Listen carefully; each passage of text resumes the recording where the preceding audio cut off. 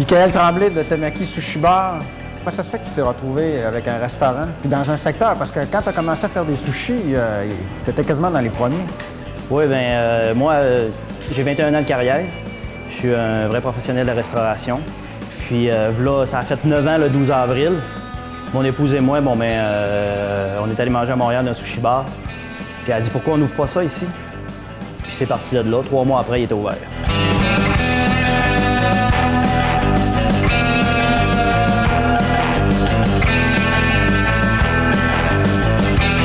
Est-ce que tu as étudié en cuisine? Oui, j'ai fait mon cours en cuisine en 94 à Arvida. Puis c'est quoi qui t'a amené à dire c'est ce que je veux devenir? Est-ce que tes parents étaient ouverts à ça? Dans le sens, ils t'ont ouvert l'esprit à ça? Ma mère cuisinait beaucoup à la maison. OK. Puis là, elle me faisait goûter. Puis là, j'étais toujours pas loin des fourneaux. Mais je te dirais bien que j'ai fait une demi-session de cégep, puis c'était vraiment pas pour moi, le cégep. Moi, faire plein de choses, là, puis pour rien donner au bout de la ligne, là, ou ben non. Tu sais, j'ai fait un DEP. Je trouve que les DEP, c'est cool, parce que disons que tu veux faire une chose, au moins tu fais que cela. Ça dure 1 an, 1 an et demi, peut-être 2 ans. Mais là, après ça, là, tu perds pas ton temps, là, tu rentres tout de suite sur le marché du travail. Moi, je suis comme ça. Ça fait que j'ai regardé dans le journal, j'ai vu cours de cuisine, j'ai dit, ah, ça doit être le cool. Je suis allé m'inscrire, puis c'est ça. Ce qui est drôle, c'est qu'à à la fin de mon cours, mon prof m'a dit que j'allais être un 2 de pique toute ma vie, que j'allais jamais rien faire.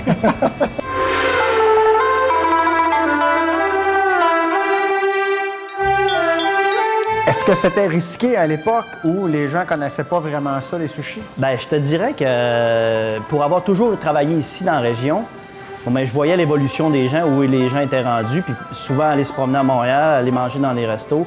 On voit qu'on est peut-être 7 à 10 ans en arrière de ce qui se passe à Montréal. Je voyais que ça s'en venait ici dans la région, ça fait que je trouvais l'idée bonne. Puis on s'est lancé là-dedans un peu sans penser. Là. On s'est réveillé, là, puis on avait un restaurant tout simplement.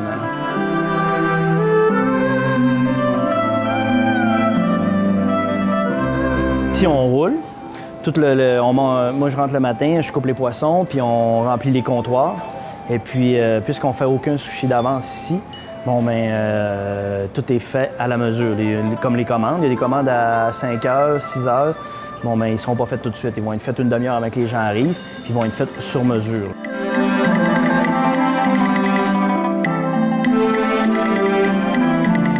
Tu dis qu'à un moment donné, on a décidé de se partir en affaires, on a décidé de se lancer un restaurant. Il est où le rêve? Est-ce qu'il est de dire on va faire de la bonne bouffe ou bien on va être nos propres patrons, on va être des entrepreneurs? C'est surtout nos propres patrons. Oui. Ça n'avait pas un aspect pécunier, même encore aujourd'hui, j'ai pas l'aspect pécunier. C'était plus d'être notre propre patron, parce que je faisais la même job que je faisais dans d'autres restaurants. Là. Je fais la même job ici que je faisais pour d'autres, mais là, je le fais pour moi. Est-ce que tu fais davantage de gestion comme homme d'affaires ou bien donc tu passes plus de temps dans ta cuisine ou tu fais de la recherche? Je suis plus souvent dans la cuisine, mais en faisant de la recherche, l'iPhone est toujours pas loin. Ah, ça, là, on cherche.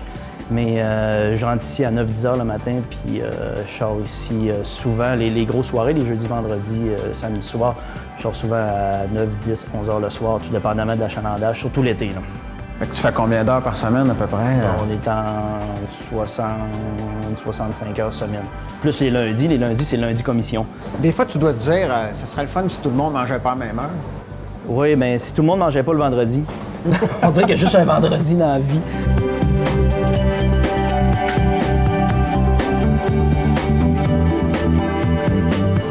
En cuisine, est-ce qu'il faut être innovateur, créateur ou c'est plus d'aller chercher ce qui se fait déjà ailleurs?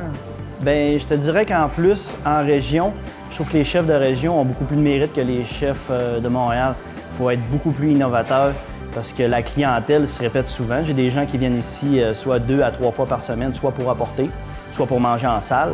Et puis, ils me demandent souvent, c'est que tu as de nouveau cette semaine? Oui, mais tu es venu la semaine passée. Là. Laisse-moi le temps un petit peu. Là. Laisse-nous le temps de développer de ce que tu as mangé là, de bien le peaufiner, puis ensuite de ça, d'inventer autre chose. Tu fais un peu comme de la recherche et développement fréquemment?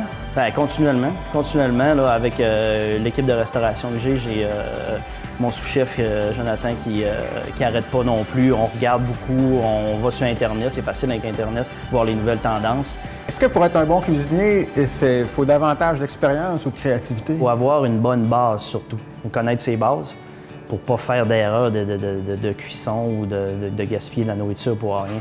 Mais la créativité, ça vient probablement avec les recherches qu'on fait, puis avec l'expérience d'avoir fait peut-être 60 fois un bœuf bourguignon, puis de l'avoir parfaitement, mais là, d'y donner une touche de plus.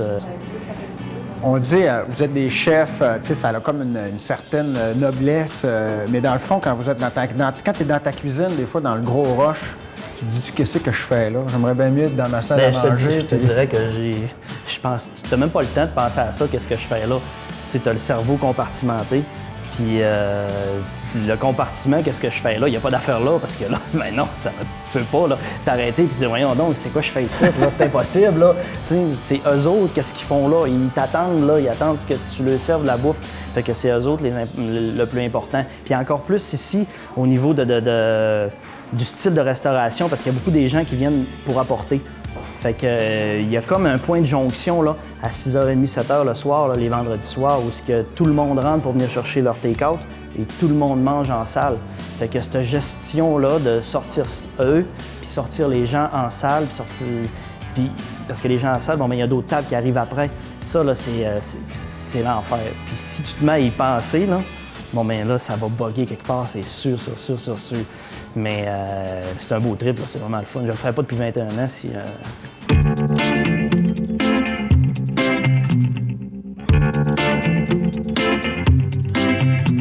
Est-ce que le fait de cuisiner devant le monde, ça doit être le fun, ça? Bien, avoir le contact direct avec le client, là, je te dirais que sortir de la cuisine, là, c'est vraiment ce qui a médiatisé les chefs aussi, parce qu'il y a de plus en plus de cuisine ouverte.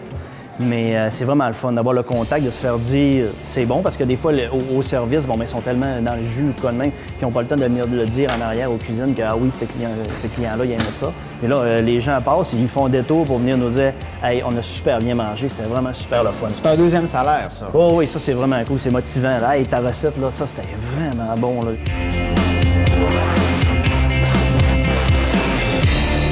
Quand tu t'es lancé, tu dis que tu l'as fait assez rapidement, mais est-ce que tu t'es fait supporter par des institutions quelconques ou des formes de parrains en entrepreneuriat? Absolument pas. Je suis un restaurant. Un restaurant, il n'y a personne qui investit dans un restaurant, dans les banques ou dans les institutions financières. Il y a la Banque Laurentienne qui m'a aidé. Il y avait un petit programme de micro-entreprise. Je suis arrivé avec mon 10 000 $, puis ils m'ont prêté ce qu'ils avaient à me prêter. Par rapport aux 10 000 que j'avais eu. J'ai vendu ma voiture. Ensuite de ça, mon père m'a prêté le temps d'argent. Il y a l'argent de ma blonde d'un héritage, puis j'avais un peu de REER. C'était juste nous autres, là. Tu arrives d'un CLD, tu arrives dans n'importe quel endroit où tu dis j'ai un restaurant, ils font oh non, on peut pas, s'il vous plaît, non, pas un restaurant. Parce que c'est un secteur à risque, il y a beaucoup de naissances et de décès. C'est un secteur à risque, là, parce que le monde, il se lance là-dedans là, en se disant je vais faire de l'argent dans la restauration, je vais m'asseoir au coin du bar, puis je vais parler à mes clients, puis ça va être le fun. C'est pas vrai, tu feras jamais d'argent. Là. On le voit, les restaurants là, qui font ça, ils t'offrent 2 ans, là, puis ça fonctionne pas. Faut que tu travailles dans ton restaurant, faut que tu sois chef propriétaire, puis tu t'associes avec quelqu'un qui sait compter, parce qu'il n'y a pas un chef qui sait compter. Ou ben non, tu as quelqu'un qui veut un restaurant puis qui s'associe avec un bon chef. Un chef à qui il va avoir confiance. Un chef qui va dire, il va regarder dans les poubelles puis il va dire à ses cuisiniers, non, ça tu m'en jettes trop parce que le profit est là. Ici, ils sont habitués à ça. Ils savent qu'ici, bon, ben, ils n'auront pas de poisson pas frais. D'un, parce que l'achalandage est énorme. Puis de deux, parce qu'ils savent que je suis toujours ici puis je vérifie, il n'y a pas un morceau de poisson qui ne me passe pas dans les mains. Ça fait que c'est sûr que tout est correct.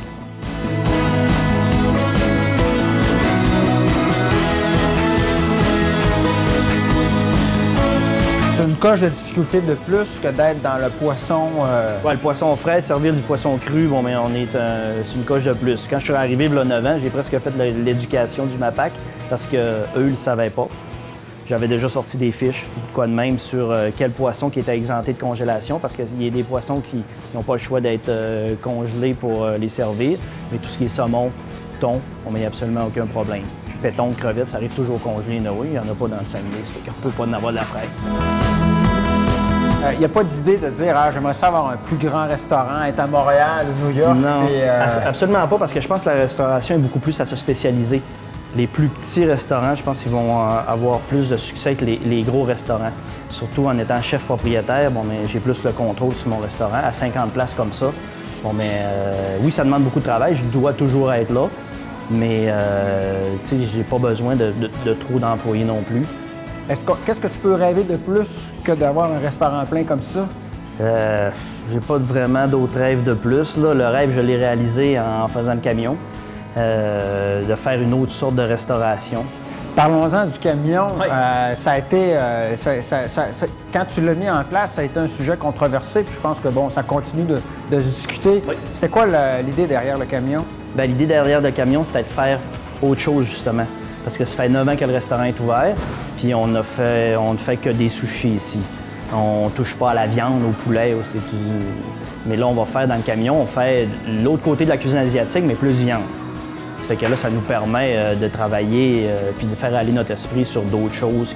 Puis montrer aux gens aussi que la vague des food trucks, bon, ben, n'est pas exclusive à Montréal. Là. Elle peut s'en venir en région, puis elle a aussi sa place.